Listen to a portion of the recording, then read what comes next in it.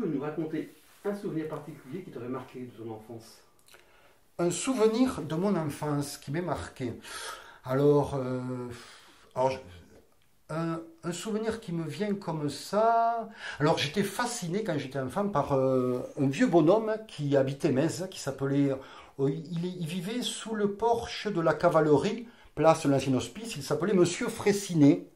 Et ce Monsieur Fraissinet avait dans son garage, son hangar, je ne sais plus trop ce que c'était, des centaines d'oiseaux empaillés.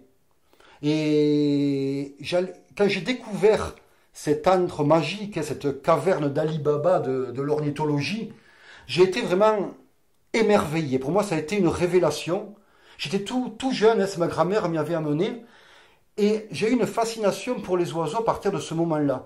Et tous les jours, je me souviens, je voulais que ma grand-mère m'amène chez Monsieur Fraissinet voir les oiseaux, et je m'en lassais jamais.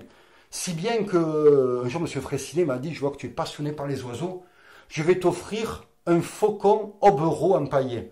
Pour moi, c'était merveilleux, on ne peut pas me faire un plus beau cadeau. Donc, je l'ai amené chez mes parents, dans ma chambre. Parce que ma mère, ce faucon hobereau, ça ne lui plaisait pas trop. Un ramasse-poussière comme ça, c'est pas trop son truc. Et un jour, alors, je ne sais pas si j'ai reconstitué cette histoire petit à petit, mais pour moi, j'en suis persuadé. Ma mère j'étais un peu adolescent et cet oiseau faisait partie du décor de ma chambre. Et un jour, je me suis dit, mais où est cet oiseau? Il n'est plus là. J'ai demandé à ma mère, j'ai dit, où est ce faucon m'a offert Monsieur Fraissinet? Elle m'a dit, ben, ce faucon, écoute, je l'ai jeté parce que moi, ce ramasse-poussière, je ne peux plus voir ça dans ta chambre. Alors, ça m'a fait très mal que je l'ai jeté.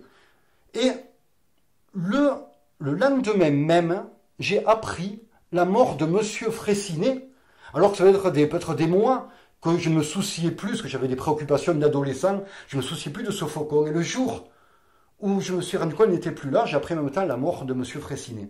Et ça, c'est un souvenir quand même qui m'a assez marqué.